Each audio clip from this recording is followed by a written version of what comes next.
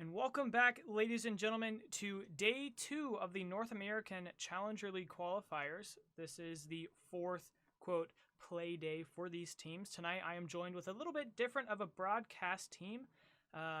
Tonight, for observing, we'll have Ted Meister, and with me on the mic will be Omar. How you doing, Omar? I'm good. How are you? I don't know who's tuning in. You might have heard me cast BR6 before, but other than that, not really that heard. So I'm excited to see what NA's got to offer tonight. I'm sure we won't be disappointed as a whole. These teams have been battling it out for the last 4-ish weeks, just trying to make it on into the Challenger League closed qualifiers. And if you aren't aware of how these tournaments work, the Open Qualifiers is a Swiss-style tournament to where all of the teams play each other. In order to obtain enough points to make it into the closed qualifiers takes the top 16 teams and pit them together in a battle to the death to see which last few remain in the last few, which I believe is either 5 this season, 4 or 5, will be entering on into the Challenger League Season 11. And one of the big things about Challenger League Season 11 is the fact that it's the season where 2 teams are guaranteed to be going up into Pro League because Season 12 for Pro League has 10 teams. It's North America is one of the regions where they're going up a bit, so it's going to be really interesting. But as we get into the bands, what do you expect to see as we do go to Cafe Dostoyevsky?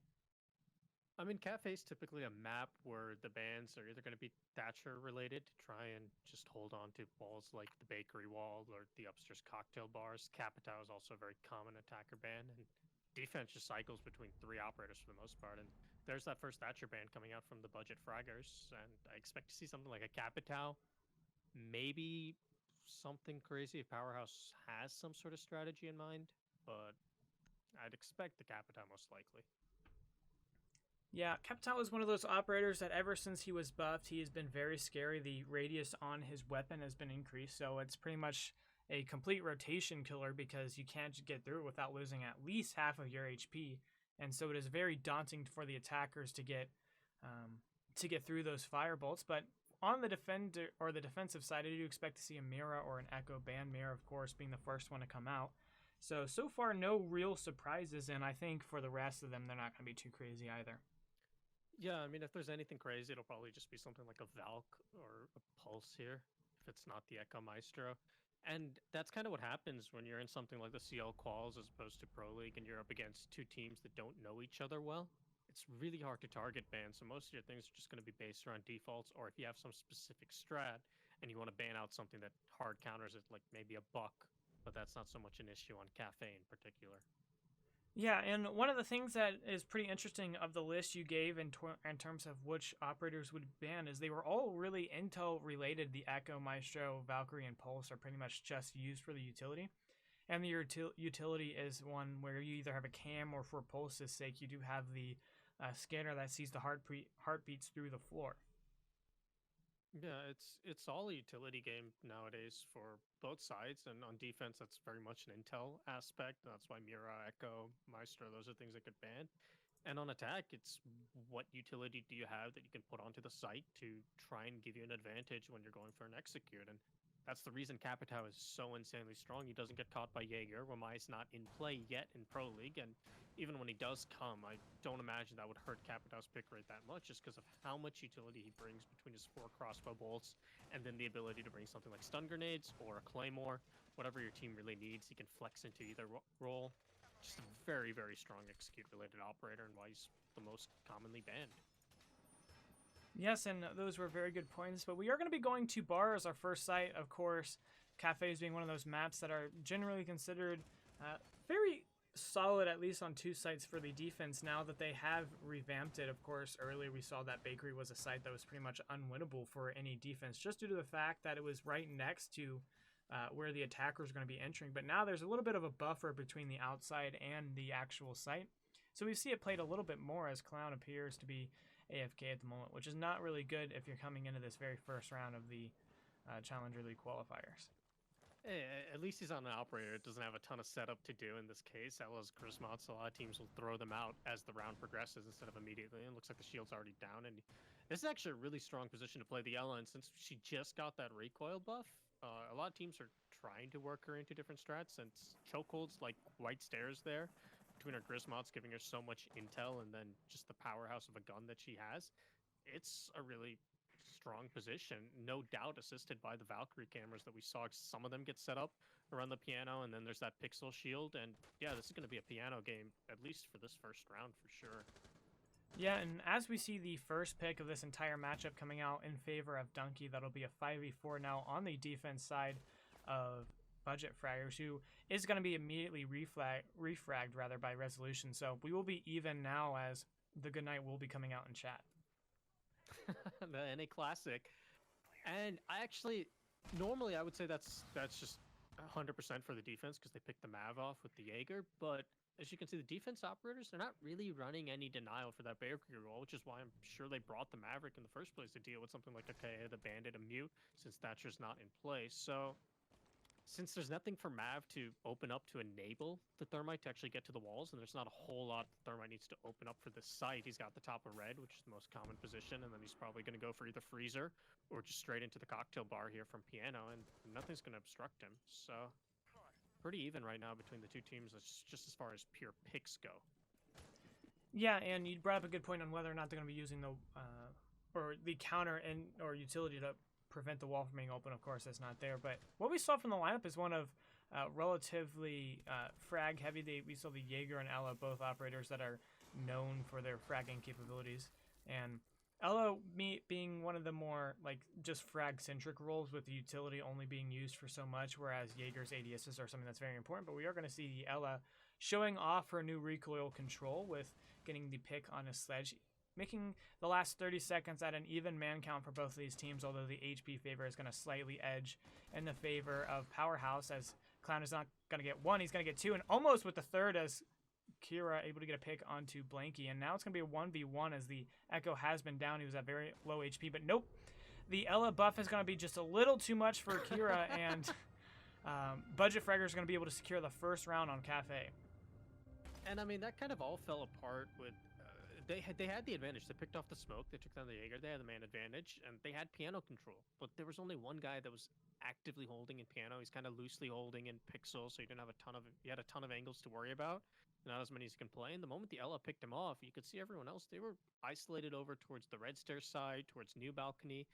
They didn't really have any means of reclaiming that piano control. Ella and Echo no longer had to worry about that particular avenue of the push, which is the most standard area where the push comes out of, and then they were just able to kill everything and not have to worry about their flanks. And you saw the Ella just land a lot of nice shots and have the mag to do it. Yeah, Clown ending that round rather with 4 frags. So if the Jaeger didn't steal his kill in the first place, we might have seen an ace, which is that a sign? Is that a bad omen if you're PowerHaus at this point? I mean, it's the first round. A lot can happen, and I think Cafe is one of those maps where some teams are just super uncomfortable attacking either the top floor or the basement site. Most teams can do the middle floors to some decent degree, and it just feels like teams, they struggle with one or the other. If they're good on the cocktail side, a lot of them are fine then, or struggle to push the bakery kitchen side. But if they're good on the kitchen aspect, then a lot of them seem to struggle with cocktail. And they're also, in large part, of very different sites, which is why the teams that you see favor these sites can vary widely in playstyle. I think a lot of aggressive teams prefer the top floor, and a lot of the more anchor-heavy, play the site kind of teams prefer this basement site. And I think this is going to be the telling round, because if it's the same kind of struggle from the side of PowerHaus to just attack this basement site, then I think they're going to have some problems attacking Cafe in general. Yeah, and it's one of those things, is I'm not very comfortable attacking the top floor just due to the fact that I can't get the vertical control, and vertical control is comfort control, I'd say.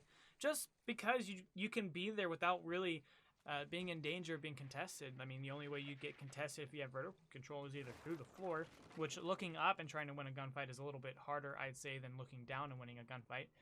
Or the other way you'd be able to get countered on the vertical play would be just letting somebody flank you, and that is something you can pretty easily control. Whether or not you do it successfully or not is just how much time you're willing to put towards it, and whether or not you're winning your gunfights on the day.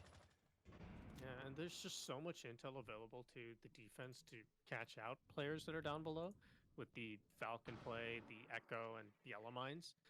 And also just the positions of the default cameras. You're not really going to be getting into any position of note without going through a default cam, and a diligent team will catch you in that process. Granted, we've seen sometimes that vertical play be effective on that top floor site. I believe it was at the Japan finals where it was either Airwolf or it was Wildcard, one of the two APAC teams. They just went ham with a buck down below, and it surprisingly worked out for them because they had it stratted and ready. But a lot of teams just, they don't have a buck player that's comfortable landing his cooked nades. Yeah, and we did see one of the North American players that were notably known for their grenade players would be BC, but as we were talking, we did see a flurry of kills just happen, as it is going to be a 2v5 now, as the sole utility operators, I'd say, on the side of PowerHaus are just off the board at this point. The sole utility operator being the Thermite, as well as the Sledge, just due to the fact that the vertical play is such a big deal, but Clown is going to shut that down. He's sitting at 7 kills now, as he got the 4K last round and the 3K this round thus far. And Clown could go for more. It's going to be all up to Blue now for PowerHaus, just chilling in reading room, trying to see if anybody's going to get a little too aggressive onto him. And we already see the Smoke trying to get, or the Mute rather, getting a little aggressive. He's going to look away right at the wrong time, unable to secure the kills, and that'll be a 4K for Clown. I mean, he's going to be sitting at 8 kills in only the second round. As far as PowerHaus is going right now, it's these pinches on the roamers, they're just not effective. You're seeing consistently this Ella, she gets challenged by multiple people, kills all of them. And, you know, to some degree, yes, she has a great gun that excels at being able to hit multiple targets, but if you're pinched properly, you shouldn't be giving the Ella the opportunity to flick from one person to another person and consistently walk away with kills. And the fact that she's able to get double kills, triple kills from the same people pushing her, it makes you really worried about PowerHaus's just ability to pressure the roamers. And with a game like Siege, the more freedom you give the roamers in the early round, the more aggressive and crazy they're going to get in the later rounds. It's just teams start to feel themselves, they start to get comfortable, they start to see how your attacks work out. And if you give them an inch, they'll take it all. And yeah, and as we go into this middle floor site, which is something that you mentioned a little bit earlier as one of the sites you don't normally see hold as successfully, just due to the fact that the attackers are a little more comfortable on these sites. And at the moment, I'm pretty sure with the success that Budget Fraggers have been finding in the last 2 rounds, I don't expect them to be slowing down at all, especially with Clown still playing the Ella, who was pushed out of the top floor roam very early last round, which is pretty interesting because normally you want to try to have that control, because if you are going to dedicate an operator to it and any utility upstairs, you're going to want to try to get your mileage out of it. But Clown dropped off early, and it ended up being the right decision as he was able to get 4 kills later in the round. So, I mean, it was a wise decision from him, and so we can't really question it too much. Yeah. P90 on the dock is going to be JJ's weapon of choice. He already used a stim as well. I think he went for some sort of spawn peek that maybe he hit the Zofia. As you can see, she's taken a little bit of damage, but nothing that significant. A big of risk, but like I said earlier, the roamers, they're going to start feeling themselves because they've been winning every gunfight. PowerHaus has just not looked alive in these fights, and that's going to give players like JJ just, they're going to want to start taking more gunfights because they're winning them, so why shouldn't they? Sledge trying to find something into Red Stairs to make sure he's clear to drop eventually and just holding the flank for now. But yeah, this is a bit still more that sluggishness that we've seen from PowerHaus, where they don't seem ready to deal with the roamers and these offside holds. Yeah, and what we're going to see now is a little bit more of the utility, as the Clown is going to be swinging out, and it's going to be Steeler to secure the pick on a him. Ella off the board early, so that means that Clown is not going to add to his total rampage that we've seen in the last 2 rounds. It's going to be all up to the rest of the players on Budget Fraggers, and this might be their chance to actually get a few kills, as it's just been Blanky and I believe Donkey on the Jaeger, the only players able to secure a pick yet this game. And so hopefully they're going to be at a position now to secure a few frags. It's going to be Jewel trying to rotate up the Red Stairs, going to lose about 50 HP and take Resolution down quite a bit on the IQ. So in terms of just overall like trade on that end, it was in the favor of Budget Fraggers, but now it's going to be a frag grenade onto Budget Fraggers, as JJ able to secure a refrag back on his Steeler. So we're going to be sitting at a 4v3 now coming into the last minute. And this is Well, I was going to say this is the kind of pinch I like to see. They're using utility, they're pinching the Jaeger effectively, and then, like I was saying earlier, my whole complaint is they're just lined up for him to swing off. He gets 2 kills in quick succession, and he's burning more utility there too as he gets the drone. The Nomad's scared of how she wants to push into this, and she's going to lose her head now to JJ, and all of a sudden, what looked to be a powerhouse round is swinging rapidly out of control. Thermite's going to get 1 pick onto Donkey, finally finishing off that Jaeger. He knows the Doc is somewhere up top as well. He needs to pick him off before he can even think about going for the site and contesting with the Legion, who has been healed up by the Doc. There's the shot from Blue. Down goes the Doc, but it's a 1v1 with 25 seconds left. Jewel is going to be checking the Heaven balcony, not finding anything as the Thermite is now in sight. The drone will get shot by Jewel, giving away the Legion's position, and Thermite might have time to fully commit to this plant, but he's going to get off because he was trying to trick it, and Jewel reads him like a book, guns him down.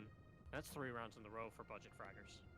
What we're seeing on this defense is actually a very interesting concept of defensive strategy, as they're just going to be playing off-site. Like, just that was a top floor hold for a reading defense, which is not necessarily uncommon, but it is something that we don't see quite to that extent.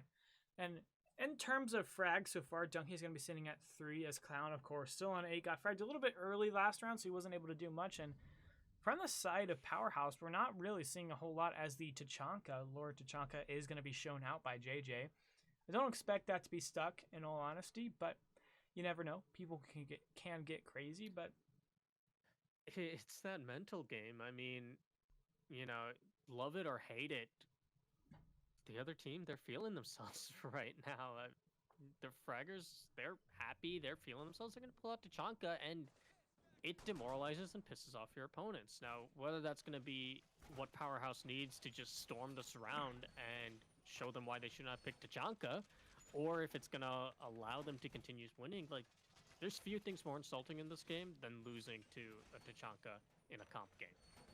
Yeah, and one of the things that I'm actually intrigued to see whether or not they're actually going to do is you could throw the Tachanka turret up at the K9 corner and kind of have an angle into Piano, which, if they do that, that might actually be a halfway decent position where they're going to have to utilize the utility in terms of the ADSs to protect it. But no, he's just going to be going for a spawn peek with it, which is not necessarily the greatest utilization of that utility, but it's Tachanka. You probably weren't expecting this next level play when you picked him.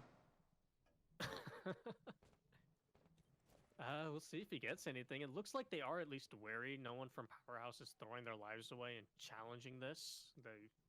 Yeah, and that's definitely the right decision. The only other thing I've seen with Tachanka on this map was an APAC game, I believe, for Cyclops Gaming. This was like the qualifiers for Raleigh or something, where back when Cafe, it was the same Cafe, but they did a minor tweak between one of the patches where they made that little closet by Newbalk significantly bigger. Well, back when it was smaller, I saw Tachanka get set up there and shoot some stuff, and it burned some utility. It burned like 2 Capital bolts and a grenade, but ultimately all it did was burn utility, and Tachanka died, and then the attackers stormed on and made quick work of that strat. And speaking of the closet, one is hiding in there, but Kira's going to get a pick onto Clown. He tries to peek him from the White Stairs window. Donkey gets picked off as he tries to rotate away, and PowerHaus once again starting the round off well. Hopefully they can finish it. And it doesn't appear that they are going to be finishing, as Blanket going for a run out, as they have secured the 2 kill rather, and they're going to be at an even man count now. JJ going to be a little aggressive still in this K9 spot, and I do feel that you've grossly made a mistake here, and that was you forgot the most important Tachanka play ever on Cafe, and that is Russian Badger in the Creator Showcase at E3. And I'm very disappointed in you because it was the Cafe. Yeah, like how could you forget that? But let's get back into this. Yeah, let's get back into this rather, as CL able to get a 2-piece. I'm pretty sure, meaning that this round is going to be barreling in the favor of PowerHaus at the moment, as it's going to be Blanky trying to get his 3rd kill on the round, unable to find one.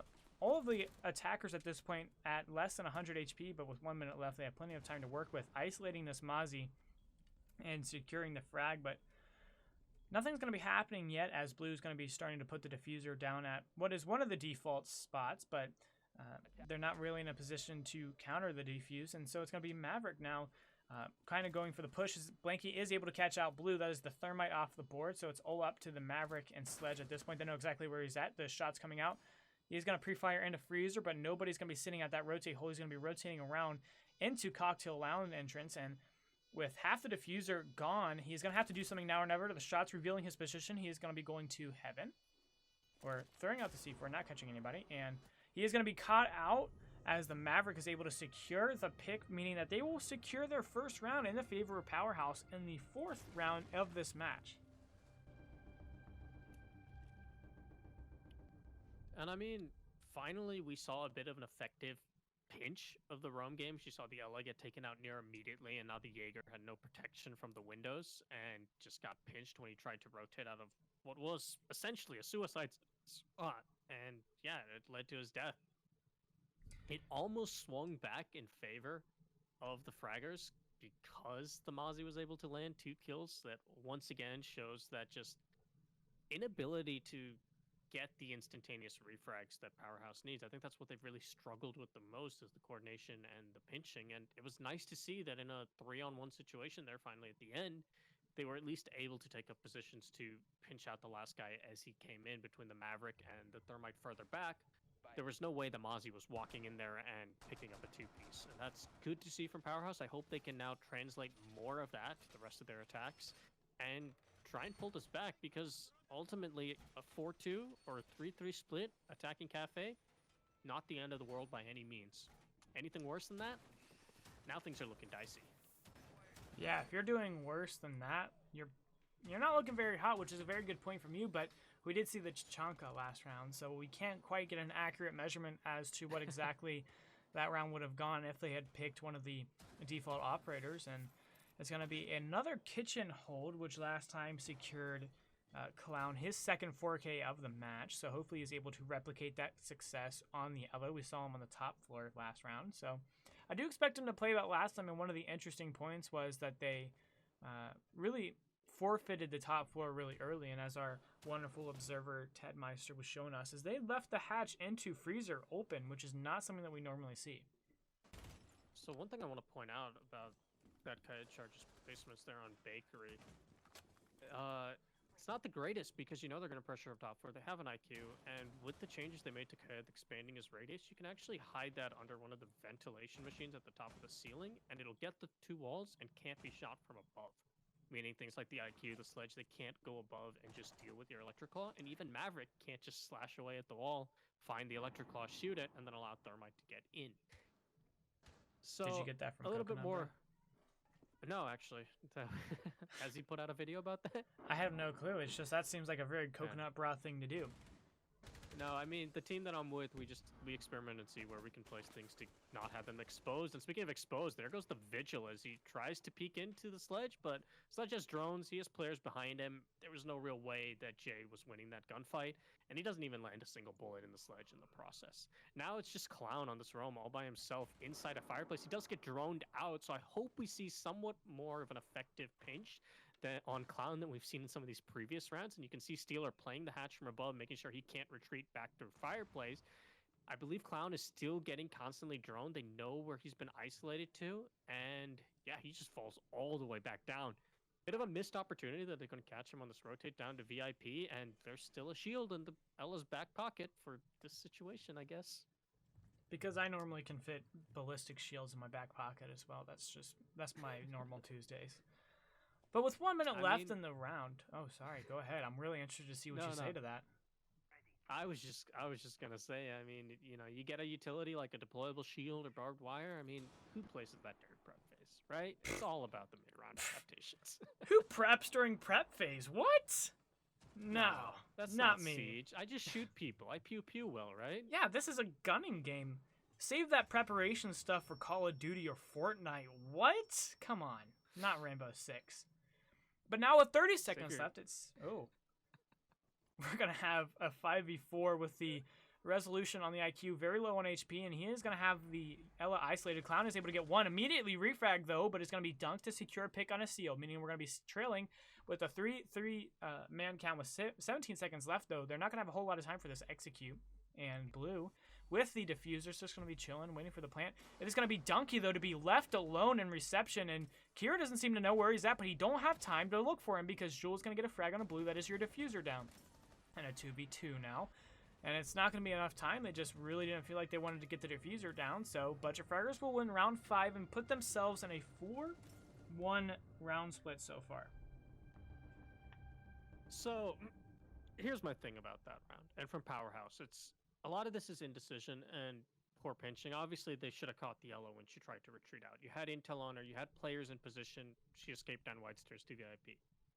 But once that happened, the thing that baffles me is why, with so much time still left on the clock, because they had about half the round still left, the PowerHaus, they decided to push for a freezer take right into the heart of where the roamers had been cordoned into VIP, and then they had to fight and contest with VIP, and they lost pretty much all of their members because of it. Instead of now taking advantage of all the map control you have, take care of the Electro Claw that's on the wall, and just push in from Bakery, do a standard take. All of those roamers, especially when you have a Nomad on the board, should be caught out when they try and push out of VIP to deal with you. It just feels like poor mid-round shot calling, mid-round adaptation, and I think that's why a lot of these tail end of the rounds for PowerHaus start to fall apart. They have some idea in mind when they go into the round, and then if things work out for that, great, they get to continue executing. But the moment crucial picks fall or something else happens, they still just try and stick with what they know instead of taking advantage of the other ways to attack the site that you have more open to you. Yeah, and that's a really good point, but I mean, it's one of those things that you really have to practice, and if you're not practicing it, it's not going to be something you're going to be able to utilize. But it's not going to be a pretty standard hold as we go back to bar, I'm pretty sure. Are we at bar or are we at mid floor? Yeah, we're cocktail bar right now. Okay, we're cocktail bar. That shows you how much I'm paying attention to my own cast. Hey, I mean, that's why you got me here, right? I'm supposed to just remember. You're here to make sure that you're actually casting. I'm just here to look pretty. Anyway, Blanky, though, playing a very interesting position down in round tables, trying to see on his pulse scanner anybody, but he isn't going to find anyone, I believe, and it's going to be the IQ actually locating him out as they see him on red stairs now. The IQ knows exactly where he's at, so Resolution's going to be calling that out for his team. He takes a lot and of for damage his from the trouble, wall bang. he is going to lose 75% of his HP. Unfortunate for him. I like, though, what Budget Fraggers was trying to do there. They sent the pulse down just to catch when the repels are coming out, to give this information to the Jaeger playing Pixel so he can be ready to take shots and whatnot. And, oh, he almost gets another kill in the process. He runs out, but the player makes it to the roof before the pulse can land a single shot.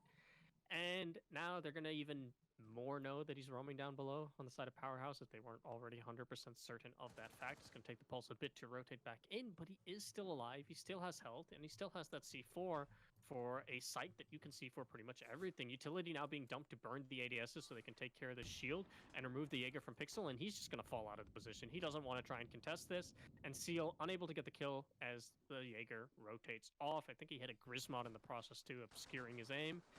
But now they do have the control of Pixel and Piano that they wanted. They're going to start trying to make some work happen on this wall, but they have to still be wary about this Jaeger inside of the bathroom. And it's up to the Mav to hold that position so the Jaeger couldn't swing on the Thermite as he detonates to Freezer. And what has been a very quiet round 6 at this point. Blanky's going to be coming back up, trying to catch anybody off and Whitehall, rather, but nobody's going to be there. Donkey, though, still trying to get aggressive onto this swing out, but it's going to be Seal now to push in. They're just right around the corner. The Jaeger is going to swing out. Donkey able to get one, almost able to get two, but he isn't going to be able to land his shots. It's going to be Donkey now with very little HP. As the hop over comes over, Sealer saying, "No, sir, you're dead." And it's going to be a 4v4 now coming in the last 38 seconds of this round. So the Maverick, part of why he died there was he never took out the shield on Pixel. So the Jaeger was partially obscured, and then you see he almost got another kill just by retaking control of that shield. And on Maverick, it's just one little pop with the blowtorch. Pulse is down below, but he's unable to deny the plant. But JJ will kill the planter shortly after he runs away. Kira's going to get another pick onto Clown, and Resolution tags on immediately. Do they see the smoke trying to flank in from Piano? It doesn't look like they're aware of his position just quite yet, but he's going to give itself away as he pushes to Freezer instead. It's all up to Pulse now on a very low health retake. Resolution is tagged to about 50 HP, so it's not all terrible, but the UMP is not the best gun for the situation, and it doesn't even matter as Resolution shoots him in the back of the head. And PowerHaus Gaming, they put themselves back in this match as there's now going to be 4-2. A split that is very much tolerable on Cafe. Yeah, and what was interesting there is they were so dedicated to trying to get that or objective down, getting the diffuser down so they can play the post plant, is that was really one of the reasons why they won. Because once you get that diffuser down on the attack, then you're basically just defending all of the map control that you already had.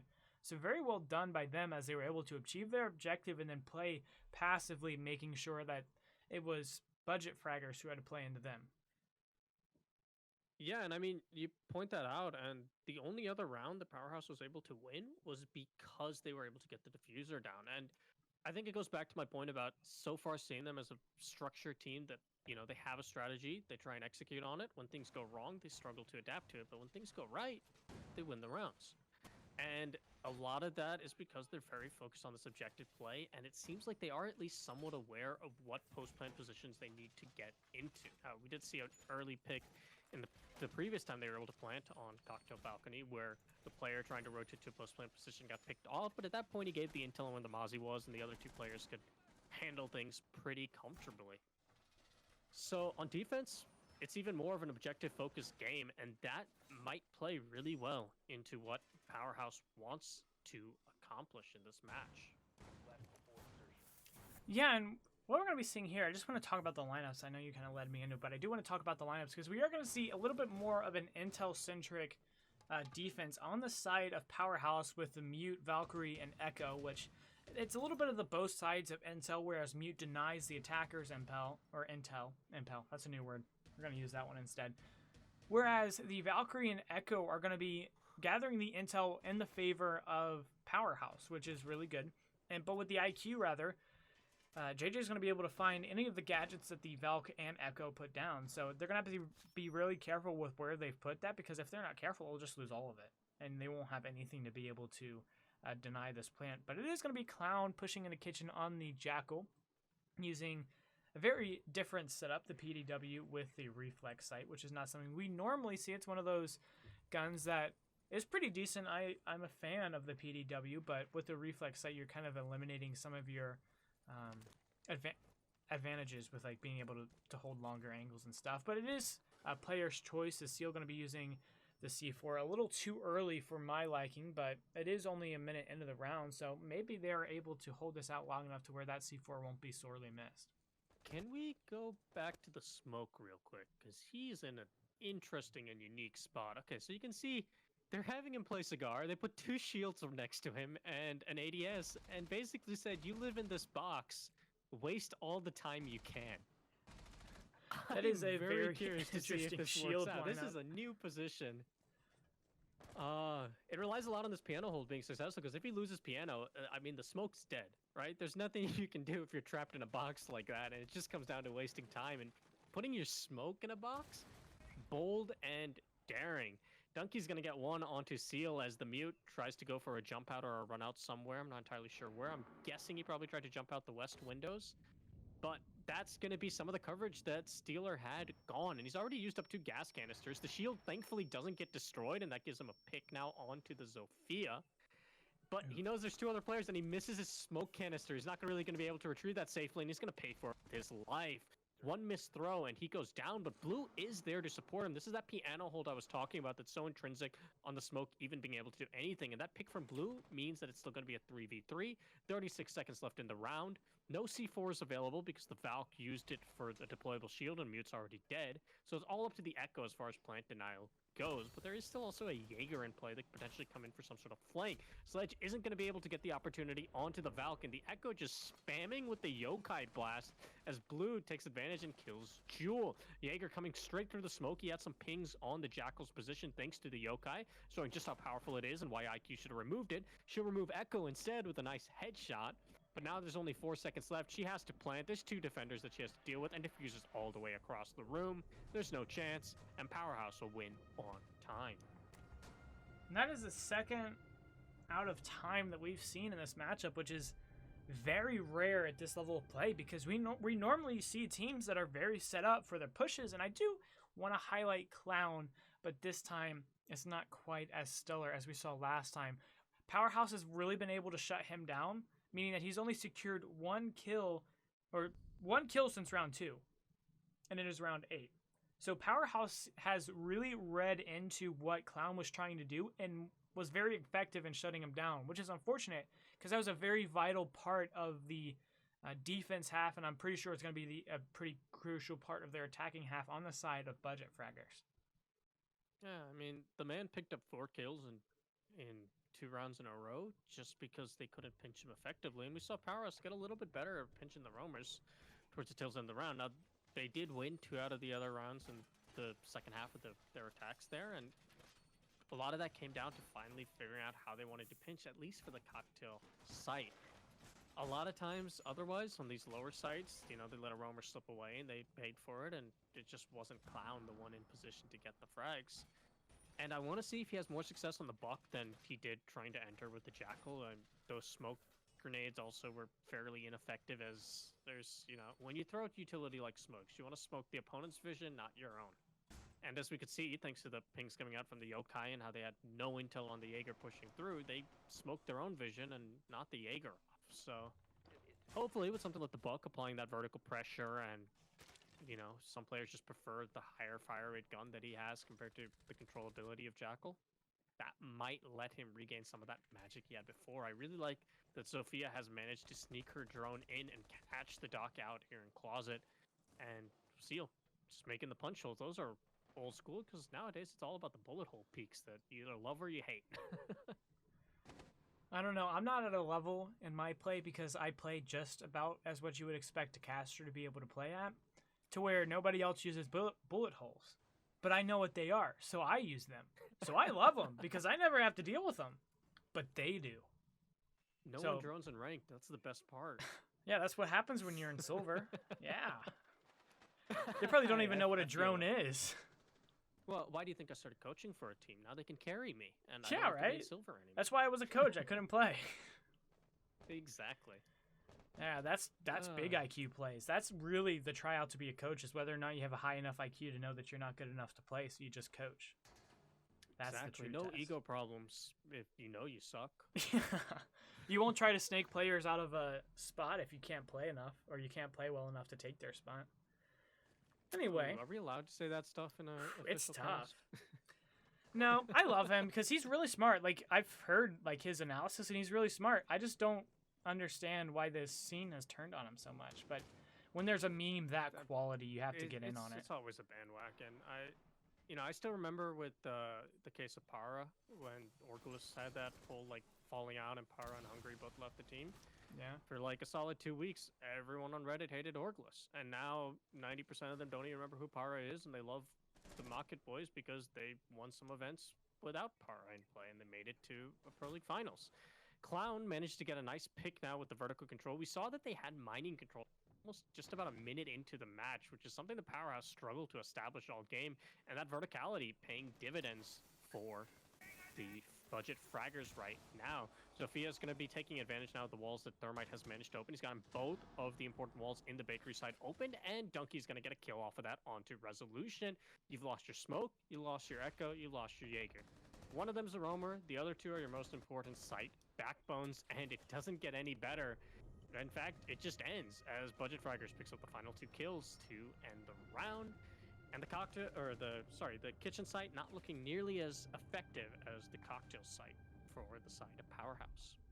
And what we saw there was very effective vertical play coming out from Clown, who has secured his 10th kill. So I should probably write that one down because I'm kind of keeping a track of when he's getting his kills. So in the last 7 rounds, I think that PowerHaus has been able to limit him to 2 kills. So very well done by PowerHaus to pretty much eliminate the factor that is Clown, but that round he was able to get a little more control than I expect PowerHaus would have liked. But they will be attempting Kitchen again, but with Budget Fraggers now on the precipice of match point. They don't really have a whole lot of room to wiggle, and they don't have a whole lot of wiggle room. And, you know, I also want to point out that the Budget Fraggers, as their name would suggest, are a much more aggressive team, and you can kind of see that as this is the first attacking win that has happened off of kills and not the objective. And if you're on the side of PowerHaus, there's 2 ways to respond about that. Either get just as aggressive and be better at it, which I think at this point, you know, PowerHaus, they've not shown themselves and they're capable of that. or put yourselves in positions where it doesn't matter how aggressive and, kill hungry your opposition is. You're able to stop them. Hey, these guys heard my comment about the vents, and they're going to actually use them to protect the electric claw so it can't get taken out. I do That's like right. seeing that. Because if they're not listening to the cast while they're playing, then they're just failing. Exactly, right? All of the stuff I'm giving right now, it's a VOD. This is all to help the teams. Casters are just like inline VOD reviews. Come on. That's exactly what we are. We only dumb it down for Twitch chat. Whenever we say something stupid, it's for Twitch chat. We know what we're talking about all the time. It's just casters Twitch chat can't be wants us wrong. to say something dumb. Yeah, exactly. Casters are never wrong. Yeah, that's according to your caster, because we're never wrong. Anyway, exactly. I mean, you can trust this man. Yes. He brought me on the cast, so he knows what he's doing. Yeah, of course. I'm never wrong. But we will be going into what I said earlier is the precipice of match point in the favor of budget fraggers, which is unfortunate if you're PowerHaus, just due to the fact that you are on defense now, so you should be racking up the rounds, but so far it seems to be a pretty even split as Clown going to be going right back to the same spot, is going to find the exact same frag as Seal is off the board, and this time Clown isn't going to lose a whole lot of HP, only about 50. As Steeler able to get immediately refracted. It's going to be a double jeopardy now, with Steeler going to get not one, but both of the players. And that is a majority of your soft breach off the board with not a whole lot of time wasted in this round. And that vertical control is all gone. So you're going to see that wall is still electrified. Now really only IQ can hopefully try and get it. And again, he put the electrical in a position that the IQ isn't able to get. You need those frag grenades from the Buck or the Sledge to come down. And hey, both Buck and Sledge are dead, and IQ got nerfed like 7 seasons ago. She doesn't have them anymore. I was gonna comment on Seal right before he got gunned down as well, because the last time they defended the site, they brought an Echo. And with the aggressive playstyle that you're seeing get brought out by the budget fraggers, that Echo, he just wasn't that useful. They weren't able to slow things down with it, and I guess the Yokais just didn't give them enough intel. So swapping over to the Kaid, that's what's slowing down the budget fraggers right now, and it means they can't open this wall. Kira is going to open up JJ Binks, and now the IQ is off the board. It's all up to Zofia, is going to try and push in through prep. The Jaeger playing a tight angle will ultimately be the one that actually takes all the damage in that fight, as Donkey, he might have gotten hit once, or he might have already been at that health. Blue, though, still playing inside of the closet. They knew about this position, exposed themselves to wedding anyway, and there goes your Thermite. And now it's all up to Donkey in a 1v4. Jaeger's low health, but there's still smoke on the board, and yeah, this is not looking great for budget fraggers right now. He's going to see one player peeking from afar. Kira gets decapitated. That's a double for him as he takes down Blue. Now it's actually winnable with 18 seconds to go. He's going to back a little bit into prep to reload, reassess his bearings, and now he's going to figure out how he wants to push as he leaps through prep window. He knows about the Jaeger's position, and the Jaeger's going to miss his shots. That's another decapitation from Donkey, and he almost gets the clutch, but the smoke. He's just got the SMG-11, shuts it down, and PowerHaus, they're going to start pulling this back. We were on the verge of greatness. We were this close. You hate to see it. You really do. But PowerHaus coming alive. 3 players now with 7 and Kira just 1 away. So they've seemed to wake up as Clown and Donkey both sitting at 11. Clown able to secure another one for him. So he's already doing better than he was round 4 through 7. So good on him. Just that round, they almost lost because pure over-aggression in the dying seconds of the round. Yes, you want to hold some angles on prep so that Zofia can't just walk in freely, but you don't need to all be peeking prep window from angles where you can't get refrags. That's a recipe to just get headshotted one after the other, and that's what we saw. And man, he almost had the smoke there. And I think if he wins that round, yeah, that also puts them on match point, but regardless of that, to throw a 4v1 situation, I mean, very few teams come back from that mentally. And I just hope that the fact that they didn't, and the fact that they're able to put that behind them, means that PowerHaus isn't going to be too bogged down mentally by how close a round that should not have been close came. Yeah, and it's one of those things as the aggression was working towards or working in their favor earlier in the round, but as it became later and later, especially when you have a man advantage, you kind of want to play back. You don't want to get too aggressive because at that point you don't need to. You're on the defense, so the attackers have to make a move, not you. So you can just sit back and chill and then just play for the refrags because you have bodies to spare. And the bodies that they spared last round weren't really recouped. They didn't recoup their losses. They just left them out into the sun, and it wasn't really good on them. But they were able to secure it. The smoke coming in clutch there at the end. So very well done from him, and we were just inches away from seeing a 1v4 clutch for match point. Yeah. We're going to see the drone work now coming in once again from Donkey to try and figure out exactly where he wants to enter from. You can see Blue, they've isolated him, and they do know that the Valkyrie is trapped inside a mining. You can actually hear a Nomad charge going off. I'm not sure if that's to pin her down or if that's just to stop runouts.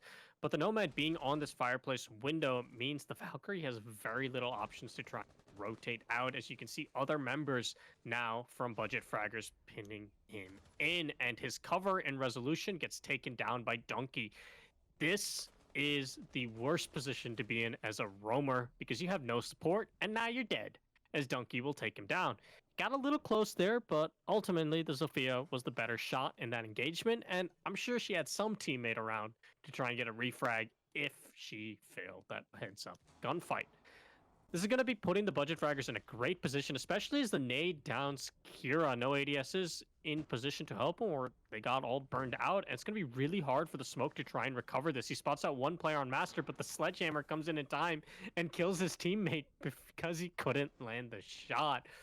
It's up to the SAS brothers, and the only thing they really have going for them is how low the health on a couple of the Budget Fraggers is. But the plant's now going to be going down. Smoke's in no position to deny it. Mute's going to swing out and get one in freezer. Can he throw the nitrocell for the denial? No, he cannot. And nor can he land the headshot, as Clown put another onto the board. And now it's up to Steeler to be the 1v4 clutcher. He starts off great by taking down Donkey, the player that came so close last round. And he's going to be able to smoke and kill the sledge. Or actually, sorry, the sledge was not as low. I thought that was a thermite for some reason. Nomad pushing in is going to kill him. And yeah, no 1v4, not even close compared to the way Donkey did it. It just, once again, the smoke just in a death spot and he can't get out. I feel like I had something funny to add to that, but I can't remember what it was now. Which is the story of my life, really. But match point in the favor of Budget Fraggers, as Clown and Donkey both sitting on 13 kills, meaning in the last 2 rounds, Clown has been able to secure 2, which is very good for him. Clown is starting to get a little bit back into this match.